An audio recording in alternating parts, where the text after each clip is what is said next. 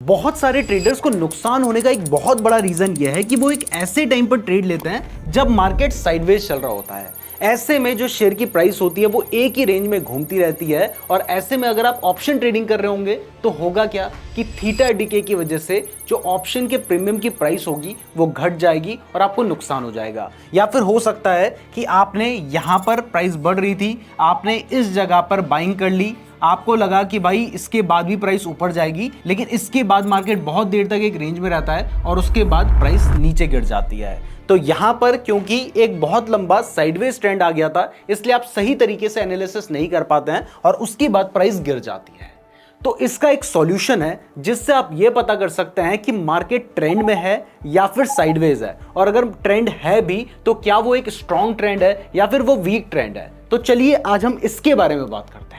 तो इसको पता करने के लिए एक बहुत ही फेमस इंडिकेटर है जिसका नाम है ADX यानी एवरेज डायरेक्शनल इंडेक्स। अब इस इंडिकेटर को आप या तो इस तरीके से लगा सकते हैं, आप सीधा ट्रेडिंग व्यू में सर्च करेंगे ADX तो आपको एवरेज डायरेक्शनल इंडेक्स नाम से ये इंडिकेटर देखने को मिल जाएगा, और जैसे ही आप इस इंडिकेटर को चार्ट पे प्लॉट करेंगे तो ये आपको कुछ इस तरीके का नजर आएगा।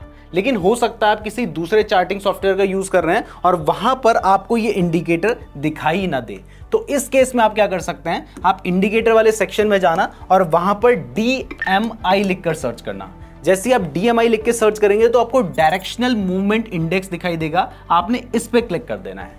अब जैसे ही आप इस पर क्लिक करते हैं तो यहां पर आपको 3 तरह की लाइंस देखने को मिलती हैं। काफी कंफ्यूजिंग सा लग रहा है, तो अगर कोई भी इंडिकेटर आपको कभी भी कंफ्यूजिंग लगता है तो आपने क्या करना है, आपने उसकी सेटिंग्स में चले जाना है, और जैसे ही आप उसकी सेटिंग्स में जाएंगे तो उसके बाद स्टाइल में जाने के बाद आपको दिखाई दे रहा है कि यहां पर जो रेड कलर की लाइन है वो है ADX इंडिकेटर, जो ब्लू कलर की लाइन है वो है प्लस DI, और जो ऑरेंज कलर की लाइन है वो है माइनस DI। तो हमें फिलहाल सिर्फ ADX इंडिकेटर चाहिए, तो इसलिए मैं प्लस DI और माइनस DI को यहां से हटा देता हूं और उसके बाद आपको मिल जाएगा ADX इंडिकेटर। अब इसके बाद में आपको प्लस DI और माइनस DI का भी फायदा बताऊंगा, क्योंकि उसके थ्रू हम ट्रेड भी ले सकते हैं। पहले हम ADX के बारे में समझ लेते हैं, लेकिन उससे पहले वीडियो पसंद आ रही है तो वीडियो को लाइक और चैनल को सब्सक्राइब जरूर कर दीजिएगा। और हमने बहुत सारे इंडिकेटर्स के ऊपर ऑलरेडी वीडियो बना रखी है, अगर आप उनके बारे में जानना चाहते हैं तो आप हमारी पूरी प्लेलिस्ट देख सकते हैं, लिंक डिस्क्रिप्शन में मिल जाएगा या फिर यहां पर आपको कार्ड में भी वो प्लेलिस्ट नजर आ रही होगी। तो अब चलिए इस इंडिकेटर का यूज क्या है उसके बारे में जानते हैं। तो देखिए, ये जो ADX इंडिकेटर है ना, ये आपको कभी ये नहीं बताएगा कि मार्केट ऊपर जाने वाला है या फिर मार्केट नीचे जाने वाला है।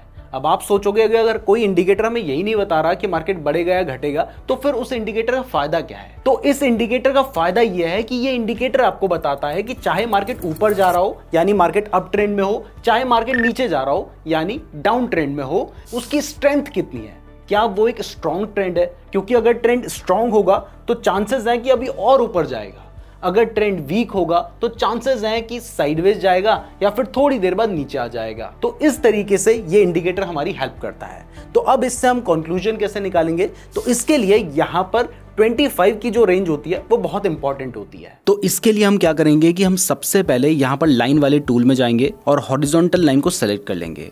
उसके बाद हमें ADX इंडिकेटर में 25 की रेंज को ढूंढना है। आपको एग्जैक्ट 25 लगाने की जरूरत नहीं है, आसपास भी लगाते हैं तो कोई दिक्कत नहीं है। तो हम यहाँ पर 25 की जो रेंज है उस पर एक लाइन ड्रॉ कर देते हैं। तो देखो, अब अगर आपको दिखाई देता है कि हमारा जो ADX इंडिकेटर है वो इस ब्लू लाइन के नीचे है, तो इसका मतलब है कि यहाँ पर जो मार्केट है ना वो साइडवेज है, मार्केट में कोई भी खास ट्रेंड नहीं है। और आप ऊपर भी देख सकते हैं कि आपको दिखाई दे रहा है कि जो शेयर की प्राइस है वो साइडवेज ट्रेंड में चल रही थी, लेकिन जैसे ही आपको दिखाई देता है कि हमारा जो ADX इंडिकेटर है वो 25 के ऊपर निकल गया है, तो अब ये 25 के ऊपर निकलने का मतलब ये नहीं है कि यहाँ से मार्केट बढ़ेगा या शेयर की प्राइस बढ़ेगी। इसका मतलब यह है कि मार्केट अब ट्रेंडिंग होने जा रहा है। वो अप ट्रेंड भी हो सकता है, डाउन ट्रेंड भी हो सकता है। सबसे पहले अप ट्रेंड का एग्जांपल लेते हैं। तो यहाँ पर आप देख सकते हैं कि जो हमारा ADX है वो 25 के ऊपर आ गया है, और जैसे ही वो 25 के ऊपर आया मार्केट हमारा ट्रेंडिंग होना स्टार्ट हो गया, और उसके बाद आप देख सकते हैं कि मार्केट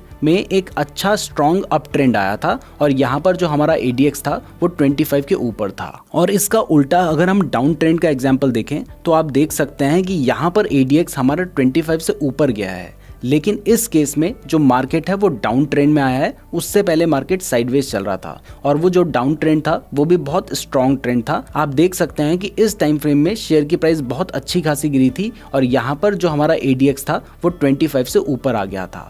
तो सिंपल है, अगर हमारा ADX 25 से नीचे है तो उस टाइम पीरियड में मार्केट साइडवेज रहता है, और अगर हमारा ADX 25 से ऊपर जाता है तो यहाँ पर जो मार्केट होता है वो ट्रेंडिंग हो जाता है, या तो वो अप ट्रेंड में होगा या फिर वो डाउन ट्रेंड में होगा। तो ADX को समझना बहुत सिंपल है। अगर हमारी जो ADX लाइन है वो 25 के लेवल के नीचे है तो यहाँ पर मार्केट साइडवेज रहता है, और ऐसे टाइम पीरियड में आपको बिल्कुल भी ट्रेड नहीं लेना चाहिए क्योंकि आपको लॉस होने के चांसेस होंगे। और जैसे ही हमारा ADX 25 के लेवल के ऊपर निकलता है तो वहाँ पर अगर अप ट्रेंड चल रहा है तो प्राइस बहुत अच्छी खासी बढ़ने के चांसेस होते हैं, और अगर डाउन ट्रेंड चल रहा होता है तो प्राइस अच्छी खासी गिरने के चांसेस होते हैं। अब ADX तो हमें सिर्फ ट्रेंड बता रहा है, लेकिन अगर हमें यह पता करना है कि मार्केट ऊपर को जाने वाला है या फिर नीचे को जाने वाला है, तो इसके लिए हमने यहाँ पर ये जो DMI इंडिकेटर लगा रखा है इसकी हमें सेटिंग्स में जाना है, और सेटिंग में जाने के बाद ये जो पॉजिटिव DI लाइन है और जो नेगेटिव DI लाइन है इसको भी हमने सेलेक्ट कर लेना है। तो ये ब्लू कलर की जो लाइन है वो हमारी पॉजिटिव DI लाइन है, और जो ऑरेंज कलर की लाइन है ये हमारी नेगेटिव DI लाइन है, और ADX लाइन हमको पता ही है। अब क्योंकि ये दिखने में बहुत ज्यादा कंफ्यूजिंग लग रहा है और ADX का कंसेप्ट मैं आपको ऑलरेडी समझा चुका हूं, तो यहां पर सेटिंग्स में जाकर मैं थोड़ी देर के लिए ये जो हमारी ADX लाइन है इसको यहां से हटा देता हूं। मैं ये सिर्फ आपको समझाने के लिए कर रहा हूं। तो अब देखिए, ये जो दो लाइन है, एक हमारी जो ब्लू कलर की लाइन है वो है हमारा पॉजिटिव DI, और जो हमारी ऑरेंज कलर की लाइन है वो है हमारा नेगेटिव DI। अब यहाँ पर थोड़ा सा हमारी ये जो ब्लैक लाइन है ये भी आपको कंफ्यूजन क्रिएट कर रही होगी, इसलिए मैं इसको भी हटा देता हूं। तो अब आपको सिर्फ दो लाइन यहाँ पर देखने को मिल रही हैं। तो अगर आपको दिखाई देता है कि जो हमारी पॉजिटिव DI लाइन है, जो कि इस केस में ब्लू कलर की लाइन है, वो ऑरेंज लाइन को ऊपर की तरफ काट रही है, तो इसका मतलब है कि यहाँ पर जो ट्रेंड है वो एक अप ट्रेंड है और स्टॉक बुलिश है। और अगर आपको दिखाई देता है कि हमारी जो ऑरेंज कलर की लाइन है, ऑरेंज कलर की लाइन यानी जो हमारी नेगेटिव DI लाइन है, वो ये जो ब्लू कलर की लाइन है जो कि हमारी पॉजिटिव DI लाइन है उसको ऊपर की तरफ काट रही है, तो इसका मतलब ये जो ट्रेंड है वो एक बियरिश ट्रेंड है और यहाँ पर मार्केट के गिरने के चांसेस हैं। तो अब यहाँ पर आप देख सकते हैं कि ऑरेंज लाइन ने ब्लू लाइन को ऊपर की तरफ काटा है और यहाँ से मार्केट नीचे गिरा है। लेकिन ऐसा हर बार नहीं होगा। जैसे आप यहाँ पर देख रहे हैं, यहाँ पर भी हमारी ऑरेंज लाइन ने ब्लू लाइन को ऊपर को काटा, लेकिन मार्केट यहाँ पर क्या चल रहा था, मार्केट यहाँ पर साइडवेज चल रहा था। तो इसीलिए हम ADX लाइन का यूज कर रहे हैं। तो अब वापस से मैं क्या करता हूं, मैं वापस से यहाँ पे सेटिंग में जाता हूं और ADX लाइन को लगा देता हूं। तो अब आपको पता है कि ये जो हमारी रेड कलर की लाइन है या पिंक कलर की लाइन है ये हमारी ADX लाइन है, ब्लू हमारा पॉजिटिव DI है और ऑरेंज हमारा नेगेटिव DI है। तो सबसे पहली चीज तो आपने ये देखनी है कि हमारी ये जो ADX लाइन है ये लगभग 25 का जो लेवल है उससे ऊपर होनी चाहिए। तो यहाँ पर आपको दिखाई दे रहा है कि ADX लाइन 25 के नीचे है, तो इस जगह पर तो हमें ट्रेड के बारे में सोचना ही नहीं है। जैसे ही हमें दिखाई देता है कि हमारी ADX लाइन ने 25 के लेवल के ऊपर चली गई है और उसके साथ बढ़ रही है, और साथ में हमें दिखाई दे रहा है कि यहाँ पर हमारी जो ऑरेंज लाइन है उसने ब्लू लाइन को ऊपर की तरफ काटा है, तो ADX लाइन अगर 25 से ऊपर है तो इसका मतलब मार्केट में जो भी ट्रेंड है वो एक स्ट्रॉन्ग ट्रेंड है। और अगर हमें दिखाई दे रहा है कि जो ऑरेंज लाइन है उसने ब्लू लाइन को ऊपर की तरफ काटा है, तो इसका मतलब ये कौन सा ट्रेंड है, ये एक बियरिश ट्रेंड है। तो यहाँ पर हम इस जगह पर एक शॉर्ट करने का ट्रेड ले सकते थे, क्योंकि हमें पता है कि जो भी ट्रेंड है वो एक स्ट्रॉन्ग ट्रेंड है, और उसके बाद आप देख सकते हैं कि प्राइस गिरी है। इसका उल्टा अगर आपको कहीं पर दिखाई देता है कि जो हमारी ADX लाइन है वो 25 के ऊपर आ गई है, जैसा यहाँ पर आप देख सकते हैं, और जो हमारी ब्लू कलर की लाइन है उसने ऑरेंज लाइन को ऊपर की तरफ काटा है, तो ADX लाइन यहाँ पर 25 के लेवल के ऊपर आ गई, और ये जो हमारी ब्लू कलर की लाइन है उसने ऑरेंज लाइन को इस जगह पर ही ऊपर की तरफ काट दिया था। तो इसका मतलब यहाँ से एक बुलिश ट्रेंड शुरू हो चुका है, और उसके बाद आप देख सकते हैं कि यहाँ से प्राइस बढ़ी है। तो इस तरीके से DMI का यूज करके ट्रेड किया जाता है। तो अब आपको पता चल चुका है कि जो पॉजिटिव DI और नेगेटिव DI लाइन है उनका क्या यूज है। तो चलिए अब मैं आपको एक नेक्स्ट स्ट्रेटजी बताता हूं जिसमें हम ADX के साथ EMA का यूज करेंगे। लेकिन उससे पहले अगर आप ट्रेडिंग या इन्वेस्टमेंट के लिए बेस्ट डीमैट अकाउंट खुलवाना चाहते हैं तो मैंने आपको एंजल वन का लिंक डिस्क्रिप्शन पे दे रखा है, वहां से आप अपना बिल्कुल फ्री डीमैट अकाउंट खुलवा सकते हैं, तो डिस्क्रिप्शन जरूर चेक कर लीजिएगा। तो इसके लिए ADX ऑलरेडी हमने चार्ट पे लगा रखा है, और यहां पर मैंने इस बार बैंक निफ्टी का चार्ट खोल रखा है। आप किसी भी चार्ट के ऊपर इसको ट्राई कर सकते हैं। तो यहाँ पर अब हमें EMA लगाना है, तो इसके लिए हमें इंडिकेटर वाले सेक्शन पे जाना है और यहाँ पर जाकर आपको सिंपली EMA लिख के सर्च कर देना है। अब जैसे ही आप लिखते हैं तो यहाँ पर आपको दिखाई दे रहा है मूविंग एवरेज एक्सपोनेंशियल, और आपने जैसे ही इस पे क्लिक किया तो यहाँ पर हमारे चार्ट में एक ब्लू कलर की लाइन आ गई है। ये बाय डिफॉल्ट 9 पीरियड की है और इस केस में हम इसे 9 पीरियड का ही रहने देंगे, यानी इसमें हम कोई भी चेंजेस नहीं करेंगे, जबकि जनरली हम हर बार चेंजेस करते हैं। तो अब देखिए कि ये जो ब्लू कलर की लाइन आपको देखने को मिल रही है ना, ये एक ईएमए लाइन है। ईएमए क्या होता है? ईएमए होता है मूविंग एवरेज। किस चीज का मूविंग एवरेज है? ये प्राइस का मूविंग एवरेज है। तो अगर आपको दिखाई देता है कि शेयर की जो एक्चुअल प्राइस है वो अपनी एवरेज प्राइस से नीचे चल रही है, तो इसका मतलब है कि अगर प्राइस अपनी एवरेज से कम है, इसका मतलब मार्केट गिर रहा है, तभी तो वो अपने एवरेज से नीचे है। तो इससे हमें समझ आता है कि स्टॉक क्या है? डाउन ट्रेंड में है। तो यहां पर हमें स्टॉक का ट्रेंड समझ आ गया है। तो इसके लिए सिंपल सा है, आपको इतना सोचने की जरूरत नहीं है। अगर हमारी जो एवरेज लाइन है वो प्राइस के ऊपर है, जैसे यहां पर आपको दिखाई दे रहा है कि हमारी जो ब्लू लाइन है वो प्राइस के ऊपर है, तो इसका मतलब स्टॉक डाउन ट्रेंड में है। और इसका उल्टा अगर आपको दिखाई देता है कि जो शेयर की प्राइस है, यानी ये जो कैंडल्स हैं ये शेयर की प्राइस ही है, वो अपनी एवरेज लाइन, जो कि इस केस में ब्लू कलर की लाइन है, उसके ऊपर है, इसका मतलब प्राइस अपने एवरेज से ऊपर है। और प्राइस अपने एवरेज से ऊपर तभी होगी जब स्टॉक अप ट्रेंड में होगा। तो यहां पर हमें सिंपल से ट्रेंड पता चल रहा है। अगर हमारी प्राइस यानी जो कैंडल्स हैं वो ब्लू लाइन के ऊपर हैं तो स्टॉक अप ट्रेंड में है, और अगर हमारी जो कैंडल्स हैं वो ब्लू लाइन के नीचे हैं तो स्टॉक डाउन ट्रेंड में है। तो अब इसको और एडीएक्स को मिलाकर हम एक बहुत ही सिंपल सी स्ट्रेटजी के ऊपर काम करने जा रहे हैं। यहां से हमें पता चल रहा है ट्रेंड क्या है, और यहां से हमें पता चल रहा है कि वो ट्रेंड स्ट्रांग है या फिर वीक ट्रेंड है। तो अब हम इसके बेसिस पे ही ट्रेड ले सकते हैं। तो अब जरा ध्यान से देखिएगा, तो यहां पर मैंने आपको बताया कि जो प्राइस है वो अपनी एवरेज के ऊपर है। इसका मतलब ये क्या है? ये एक अप ट्रेंड में स्टॉक जा रहा है। तो यहां पर हम क्या कर सकते हैं? यहां पर हम बाय कर सकते हैं। लेकिन अगर हमने एडीएक्स को नहीं देखा तो हो सकता है कि प्राइस यहां से जाने के बाद थोड़ी देर बाद इस तरीके से घूमने लग जाए और हमारा जो है वो नुकसान हो जाए। तो इसके साथ हमें क्या देखना है कि जो हमारा एडीएक्स होना चाहिए वो 25 से ऊपर होना चाहिए, और इसके साथ साथ सिर्फ ऊपर ना हो बल्कि वो राइज भी कर रहा हो, यानी वो बढ़ रहा हो। तो यहां पर हमें दिखाई दे रहा है कि हमारा एडीएक्स जो लाइन है वो बढ़ रही है, इसके साथ साथ हमें दिखाई दे रहा है कि हमारी जो शेयर की प्राइस है वो इस लेवल के ऊपर है। तो अगर आपको दिखाई देता है तो आपने क्या करना है, जैसे ही एडीएक्स हमारा 25 के ऊपर चला जाता है, आपने इस कैंडल के हाई एंड लो पे मार्क कर देना है, और उसके बाद जिस कैंडल में आपको दिखाई देता है कि ब्रेकआउट हुआ है, आपने उस कैंडल में बाय कर लेना है। तो यहां पर आप क्या करेंगे, ये वाली जो कैंडल है, इस कैंडल ने ब्रेकआउट दिया है, आप इस कैंडल में बाय कर लेंगे।